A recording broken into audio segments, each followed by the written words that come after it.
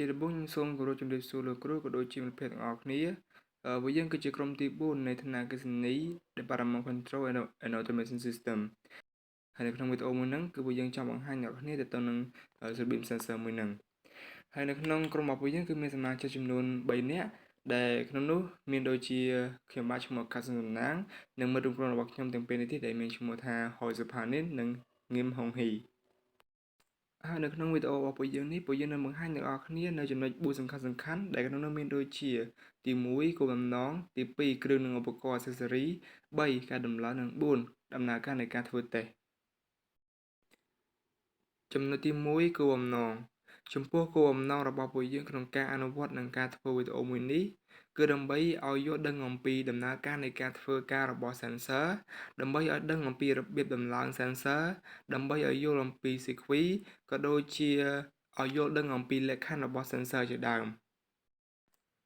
ចូលដល់ចំណុចទី2ទាក់ទងជាមួយនឹងគ្រឿងនិងឧបករណ៍ accessory យើងបានជ្រើសរើសនៅគ្រឿងក៏ដូចជា accessory ជាច្រើនដើម្បីយកមកប្រើប្រាស់ដែលក្នុងនោះគឺមានដូចជាទី1គឺ emitter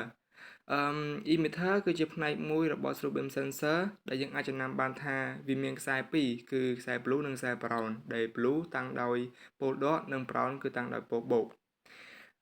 រីឯ accessory ទី2គឺ receiver ក៏ជាផ្នែកមួយម្ខាងទៀតរបស់ Strobe sensor ផងដែរដែលយើងអាចចំណាំបានថាគឺវាមានខ្សែ3គឺ blue black និង brown ដែល blue តាំងដោយ pole box និង brown តាំងដោយ pole box និង black តាំងដោយខាង output ហើយ accessory ទី3ហ្នឹងគឺ board ទី4គឺបង្គោលទី5គឺ accessory ដែលមានដូចជាទូលវិសជាដើមនិងចុងក្រោយគឺជា input power ដែលនៅក្នុង input power គឺមានផ្នែកជាច្រើនដូចជា output light relay terminal និង input power ចូលដល់ចំណុចទី3ការដំឡើងហើយនៅក្នុងការដំឡើងរបស់ពួកយើងជាដំបូងយើងត្រូវ set up បង្គោលទាំងពីរដែលដាក់ភ្ជាប់ជាមួយនឹង Strobe sensor របស់យើងទាំងពីរផ្នែកពោលគឺផ្នែក emitter និង receiver ដែលមានកម្រិត20 cm ពីគ្នាហើយបន្ទាប់មកពួកយើងបានយកខ្សែទាំងពីររបស់ផ្នែក emitter គឺខ្សែ Q ភ្ជាប់ទៅ pole dot និងខ្សែថ្នោតភ្ជាប់ទៅ pole box ទៅកាន់ជើងរបស់ terminal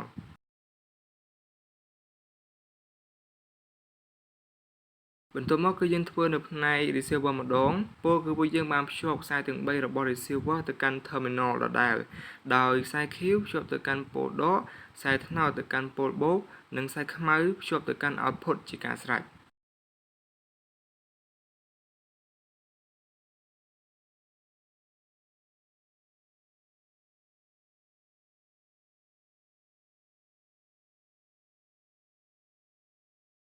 ចូលដល់ចំណុចទី4ដំណើរការនិងការធ្វើតេស្ត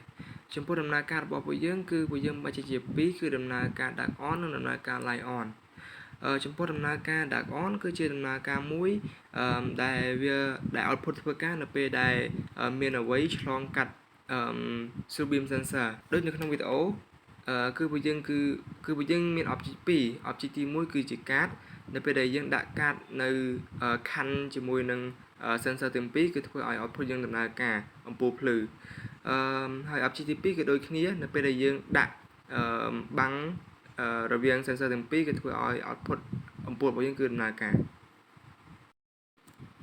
រីឯដំណើរការ light on គឺជាដំណើរការមួយដែល output ដំណើរការប៉ុន្តែ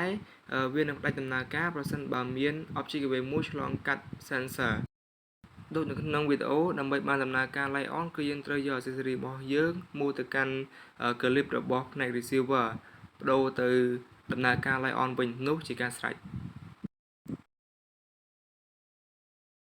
ជាចុងក្រោយខ្ញុំបាទឈ្មោះខាសិនសំណាងជាមួយនឹងមិត្តរួមក្រុមរបស់ខ្ញុំទាំងពីរនាក់ទៀតសូមថ្លែងអំណរគុណទៅដល់អ្នកទាំងអស់គ្នាដែលបានចំណាយពេលក្នុងការទស្សនានៅវីដេអូរបស់ពួកយើងអរគុណ